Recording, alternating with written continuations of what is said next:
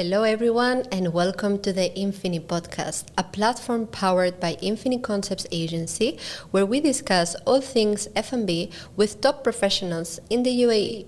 A humble approach to the successful stories, struggles, trends and secrets that are shaping the industry.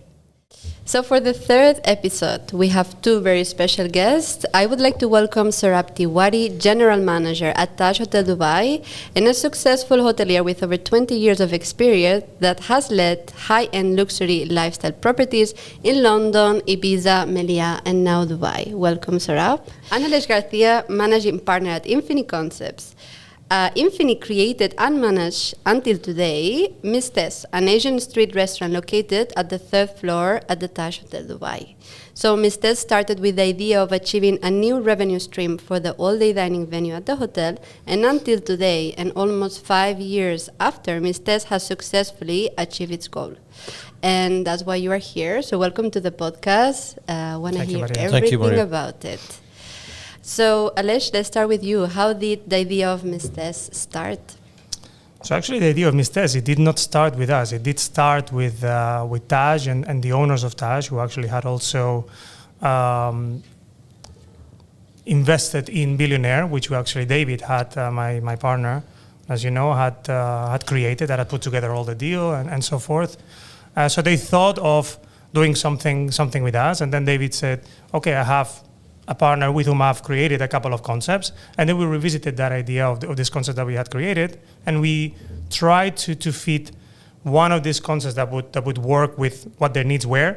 So they had an all-day dining space that we're using, obviously, for breakfast. It's a fantastic, beautiful space, and it worked very well also for lunchtime. But at night, obviously, a place that is welcoming for breakfast is never equally welcoming for dinner. So we had to work on a way where that venue would continue to be attractive and enticing for customers to go for both breakfast and lunch, but that we turn at night into something else. And that's how we created Miss Tess. That's how we created elements in the decoration, elements that would only appear at night. Like, for example, all these light boxes that we have throughout the venue in the Masharabiyya, the entertainment that only comes at night, the lighting, the DJ that appears, the DJ booth that is completely covered during the day and then only appears at night, some lighting elements that we have throughout the venue. So all these actually contributed to create that night scene that would make it an appealing venue at night as well. So actually, one big element is that Miss Tess has a very big terrace that oversees the Burj Khalifa. So the views that you have are excellent. I mean, premium in Dubai, no? In downtown. Yeah. True, absolutely, yeah. So there was a huge plus. So again, it's just, the idea started from them thinking we can do something else with this venue, and then we just came into it, and it wasn't an easy discussion because every time we'd come up with something, it needed to be something that would only appear at night. So of course, that was a big constraint to our creativity, but in the end, anyway, we just we created something casual that was easygoing and appealing to the average resident in Dubai, and yeah, I don't know. We are very happy. We feel blessed with Miss Tess because it was actually the first concept that we created ourselves and executed in Dubai. So we actually looked at what offering was missing in the hotel at that specific moment. Obviously, they have a fantastic Indian restaurant by Brasserie. They have a great pub downstairs. They had a Japanese and Italian restaurant, Billionaire and Sumo-san, in the venue. So we needed to think of something that was casual, that everyone likes, both locals, East Asians, Europeans, and just Asian food. And we didn't want to stick to only one cuisine. So then we thought of something else. And I think along this process as well came the persona that became Miss Tess itself. So I personally knew this lady, Tomoko, that became Miss Tess and contributed to the creativity of the venue. And we thought of, okay, we talked to her, I had a conversation with her, we met, I knew her from Ibiza. She owned a restaurant in Ibiza, beautiful geisha bar, really cool. And it was actually four Japanese guys, 2 chefs, 2 girls, one of them being Tomoko. And they created this whole story there in Ibiza. Even 4 Japanese people that barely spoke any Spanish at all. Wow. It was very interesting, and I knew her for years. I met her first in 2006, and I thought, this is the right person. She's a Japanese woman, of Korean origin who traveled around the world, Yeah. lived in so many countries, speaks so many languages, is a passionate about F&B, a very passionate person. And that's it. And that's how we came with the concept. We asked her, we flew her in, we brought her to Dubai. We said, look, listen, we have this idea. Would you like to be part of it? And she was like, no, summer in Ibiza is coming now. and I told her, like, okay, go enjoy your summer in Ibiza, but please, we're looking forward to opening this in September, so maybe we can work something out. I said, okay, let me work my things, because she already plans in Ibiza, which is fair. And then she joined us towards the end of August, and I don't know, man, then it was just great. Then when we just worked out through the concept, having some Vietnamese elements, obviously Korean and Japanese, because they were close to her heart as well. Thai and Chinese, obviously, because it's everyone likes Chinese food. So yeah, we had a mix of these 5 cuisines. And this is fascinating. I didn't know it. There was an actual Miss Tess lady who's the concept was designed around her. That's amazing. That's a great idea. Yeah, the challenge that we had with her, she's a very creative woman, and she's very bohemian. She's now traveling through Africa, and then she's I think it's the kind of woman that every now and then you need to meet, not you, but anyone, because you talk to her and it opens your mind, the way she sees the world. Wow. And it was very difficult to keep her here for more than 2 years in Dubai. So we should bring her back and do a festival around, like a Miss Tess festival kind of thing. I would be very happy if we please help me convince her to come back. So yeah, this is... well, if it's for a celebration, maybe she will. And she, again, also, she was very allured by the idea that we were having entertainment, and the entertainment would be a bit mixed, it would be fun and quirky. And of course, she was used to Ibiza, so she wanted to... take it a bit of a more extreme thought. It's like, wait, we're still in a 5-star restaurant, in a very well-reputed hotel. We need to find a way where it's also enticing for the residents of the hotel itself. And in that term, Saurabh, how do you feel in Dubai, by the way? I think I feel great. Yes. Thank you for asking, Maria. And first of all, thank you for having me here.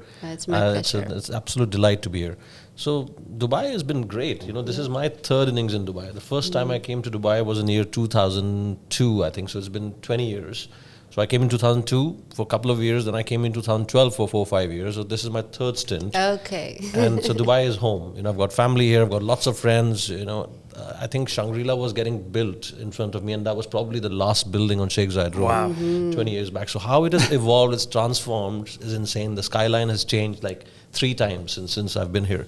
So Dubai has been great. It's warm. Not only the weather is warm, but people are warm. You feel great. It's a F&B paradise. It's a hotels paradise. Yes. So I felt great. Just to tell you a little anecdote. When I came here, I was welcomed with a garland in the Taj Dubai hotel. Not only for the general manager they do that, Alex. They do it for we do it for every possible guest who comes in. And then I walked through the hotel and I ended up in Miss Tess. I was like, wow, what is this? The colors, the energy, the whole place is so vibrant. And instead of saying good morning or good evening, they say, hi, how are you? And that makes you really feel, welcoming to that place. I think the element of selecting the right people is so important. And then you go inside, the high ceilings, overlooking the tree house. On the left-hand side, like you said, there's a terrace. So there's so many great things about Miss Tess. But yeah, coming back to Dubai, I think it's been a great 3rd stint, and 3rd innings has been going very well. So the setup that is in Miss Tess, did you see it in other hotels in Dubai, or it was... I think it's... were you surprised with the setup of transforming the all-day dining into such a vibrant, different venue in the evening? True, absolutely right. Like Alex was saying earlier, it's an evening venue. It is a place which has got amazing elements of evening lights and the whole high ceilings and the lanterns, settling from the high ceiling. The experience, I think, is the most important. When you go in, you are welcomed, like I was saying, with a great smile, very friendly Asian, welcome experience that you get there. And then from there on, you move in front, and there's a Unlucky Cat bar, which I think is extremely lucky. Yes.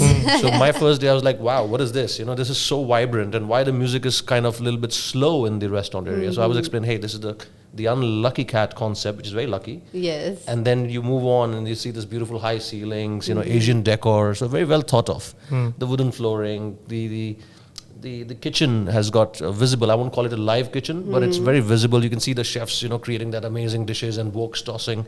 So it's got a great experience. And then you are stunned with the acrobats and the lion dancers. And I remember, one of my first months when I was new here, you did there was a series called Squid Game. Yes. So Squid Game very popular, and Aleix was like, I want to create something like a Squid Game costumes, and we're going to scare people at the same time. They'll be thrilled, and that experience, that creativity, the vision is incredible. I think if I was to sum up, coin Miss Tess in few words, it would be great experience, great value for money, street food, Asian culture, and entertainment. I think entertainment, like you were saying before, the DJ there, the entertainment, people going to your table, and people are really engaged. The customers are engaged in the whole process. So I think Miss Tess is a great addition.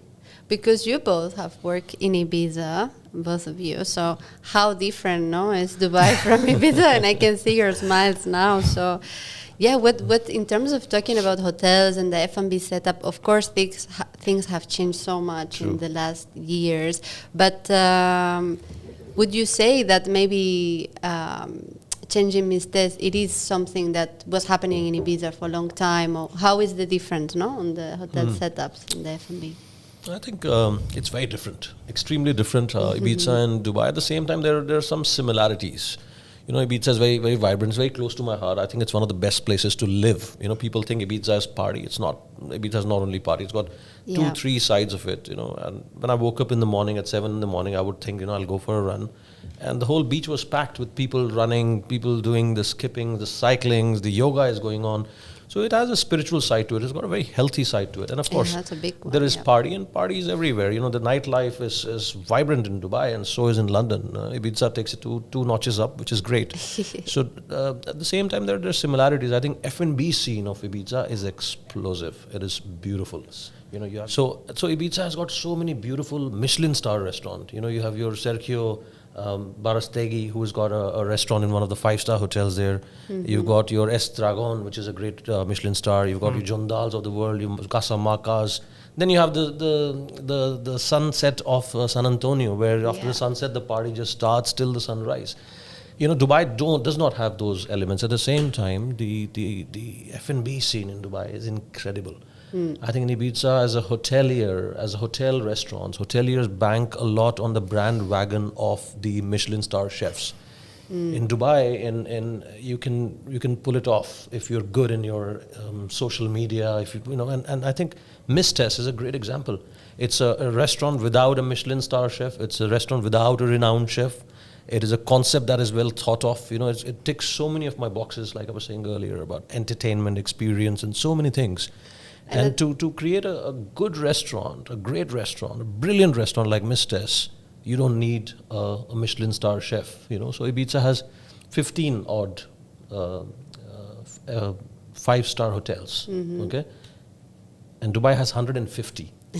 So the magnitude is different. Yet Ibiza has great quality. It's catering to a different market, and Dubai has got a lot of those restaurants. We don't have many Michelin stars or any Michelin stars here yet, but I think it's only a matter of time. It's coming. It's already announced that's coming this summer. But you see, I arrived to Dubai 8 years ago, and when I came, there were only fine dining restaurants in the hotels. For instance, where I was working at the Waldorf Astoria in the Palm, we had Heinz Beck, who is a 3-star Michelin chef. And then all these little concepts started to come out. So I would say that Infini was one of the pioneers in many other things, by the way, that created this different revenue stream for an all-day dining. So what do you think? Because you also lived in Ibiza, I don't know for how long, you can tell us a little bit, and what was your experience as well, with hotels? And so in Ibiza I spent 8 seasons. So sometimes I explain that I lived 8 years, but you don't really live the whole time there, because then you spend 4 or 5 months either traveling or doing whatever you're doing in winter. And now going back to the topic of the hotels, I think, not because I was part of it, but I think in 2011, Ibiza made a huge step towards that change when they brought Ushuaia. Because before, you wouldn't think of going to a hotel to do anything. So if you go to Ibiza and unless you go to a hotel to sleep and that's it.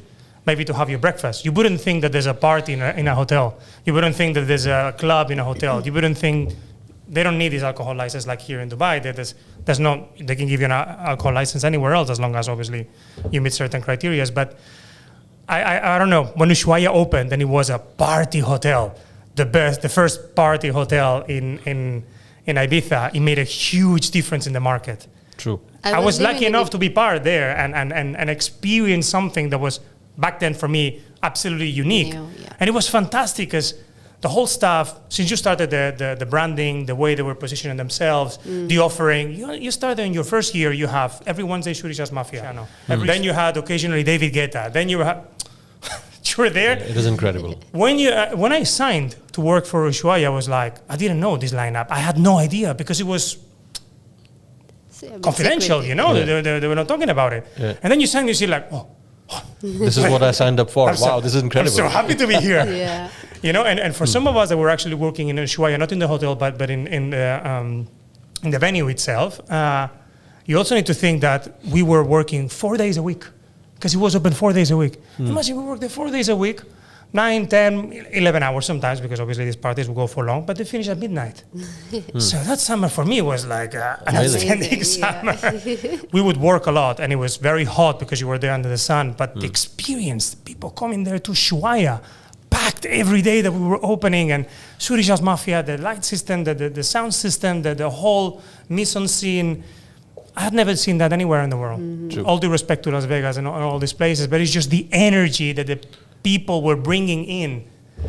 So again, and now obviously I came to Dubai, and Dubai had a lot of restaurants and clubs inside of hotels and that stuff. But in Ibiza, that was the change. And from 2011, then obviously there's some other places that have opened.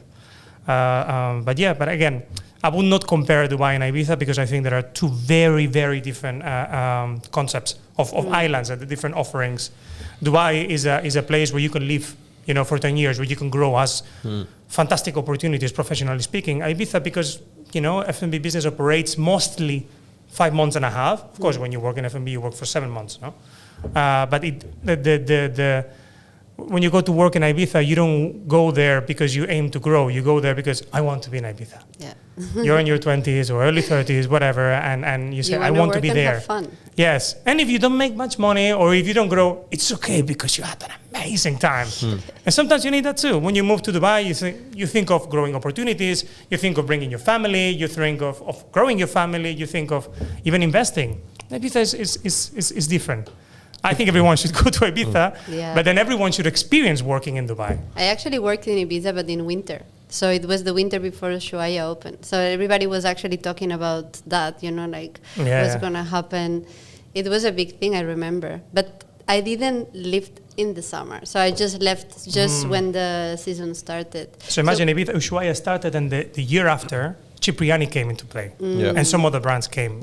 I think that everyone saw Ushuaia was like, oh, there's room for doing much more than that. And a lot of fine dining experiences came after that. And this is after Ibiza was already known as a party capital of the world, and then they brought in Ushuaia, and it went really crazy. Ibiza has a brand for nightlife and party, and now it has got the combination of F&B and nightlife and nice beaches, pristine beaches. I think they're one of the best beaches next to Ibiza. You have your Formentera and my island, Menorca. And Menorca, of course. Of course. As I see, big brands came in, but what about Dubai? No, the idea of coming back to our main topic, Miss Tess, of really finding a different idea of maximizing the revenue of a venue in a hotel. So, do you know any other restaurants that when you opened Miss Tess had this setup?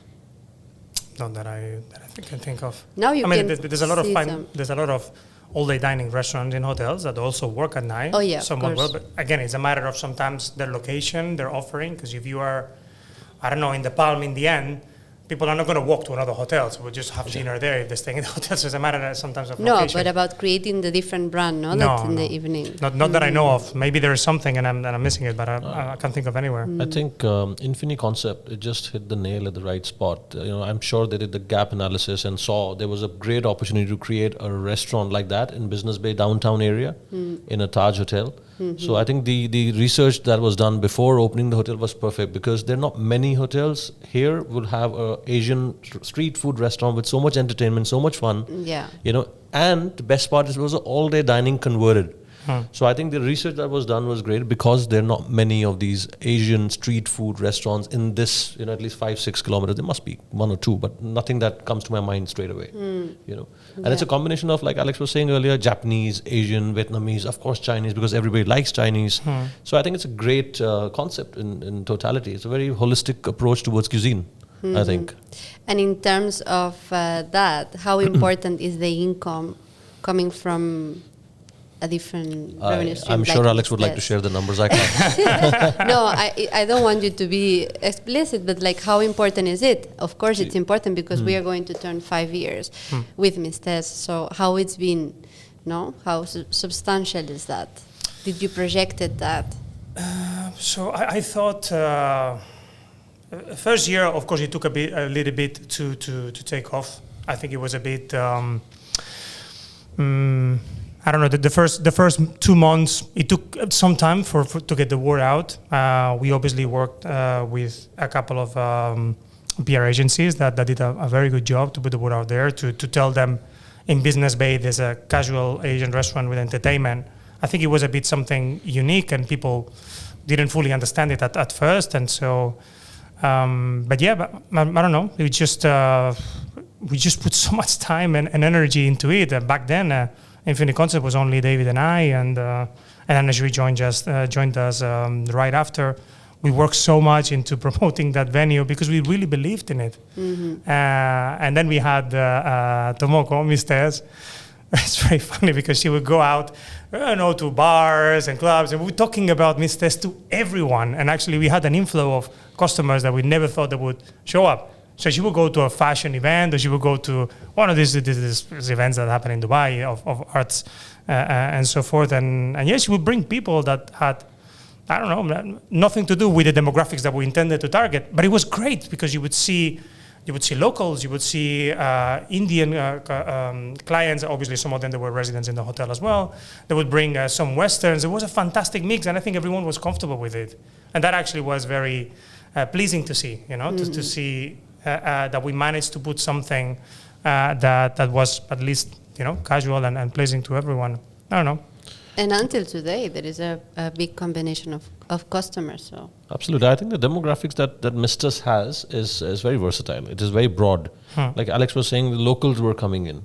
Then the value is so good that you have your youngsters coming in who don't want to spend 500 dirhams per person.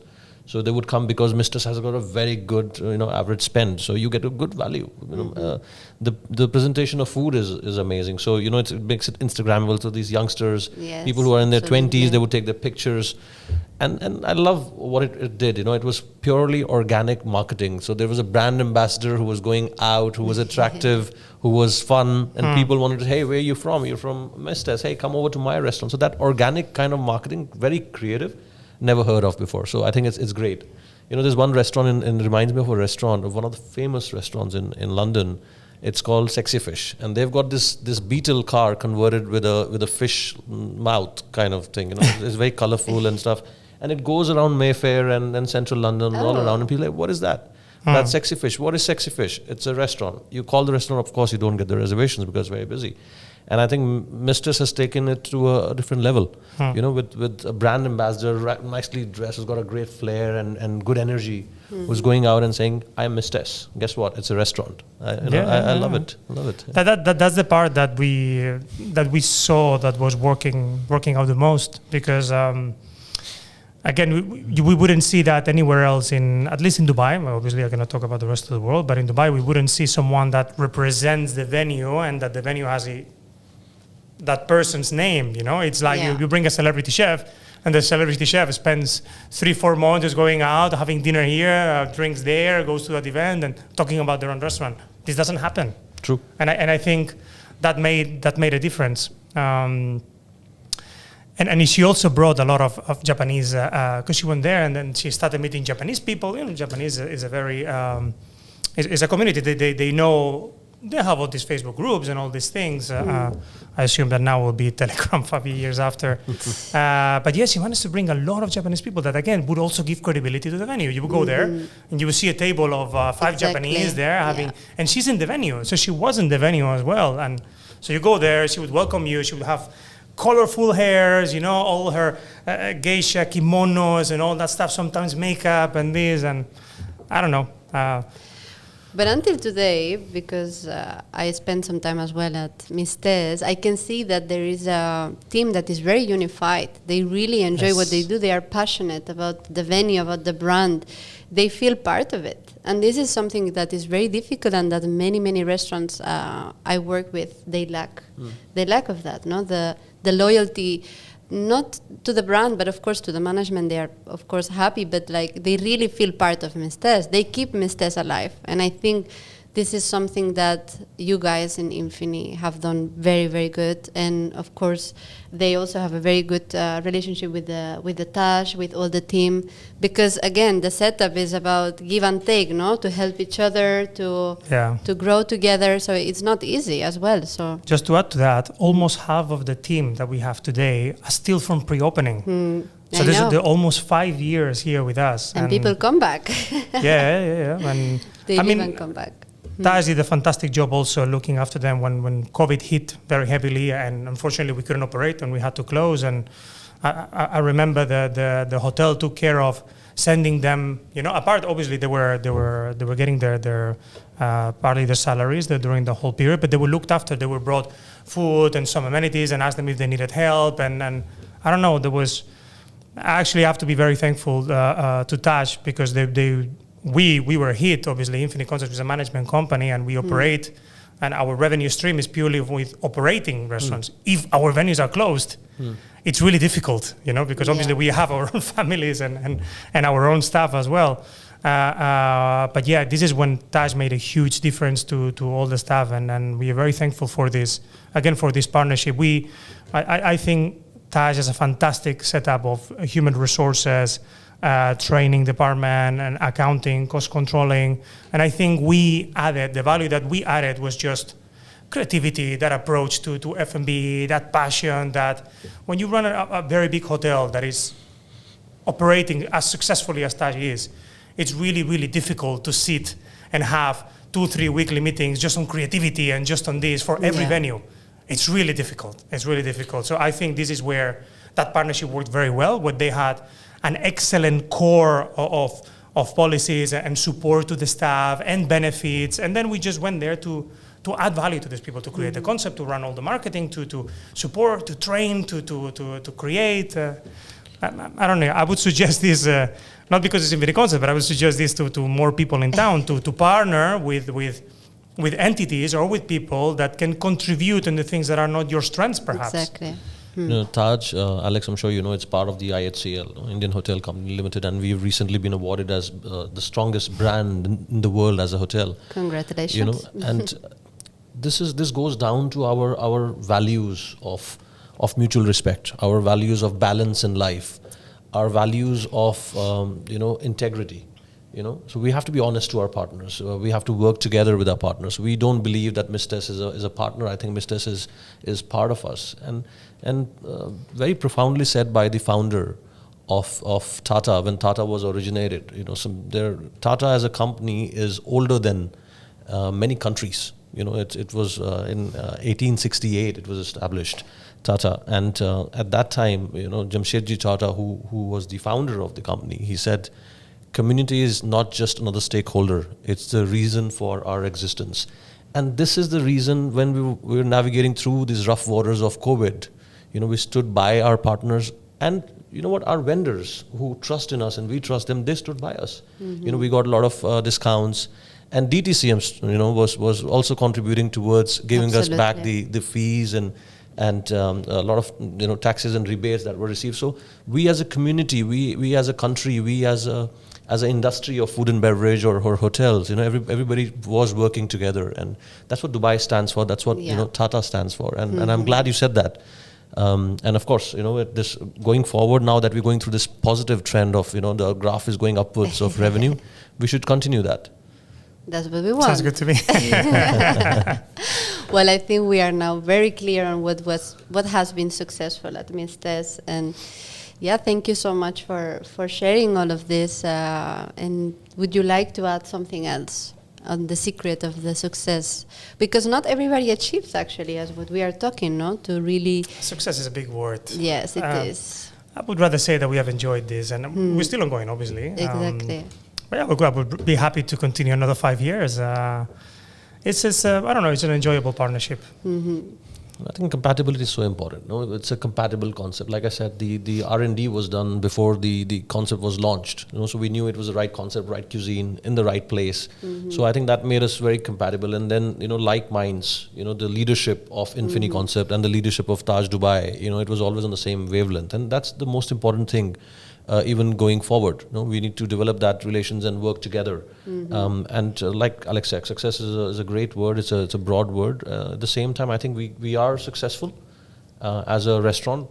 Imagine all-day dining converted into a restaurant. It's a complete paradigm shift. Yeah. What Infini came up with. And it's a successful restaurant, Alex. I think you would agree with me here. It's a great, successful restaurant, and a lot of credit goes to not only the partnership and the values that I mentioned before, but also the creativity of Infini, how switched on Infini is in terms of social media, in terms of engaging the guests, in terms of following your followers. I've seen some of your Instagram pages, not only of Miss Tess, but the other great outlets that you're launching, and they are really, really... we cannot talk about it yet. It's taboo still. I'm not going to mention the brand names. No, you but I was going to make an important point here. So it's not only trendy. Infini is not trendy. The social media of Infini is not trendy. I think it's trend setting. Wow.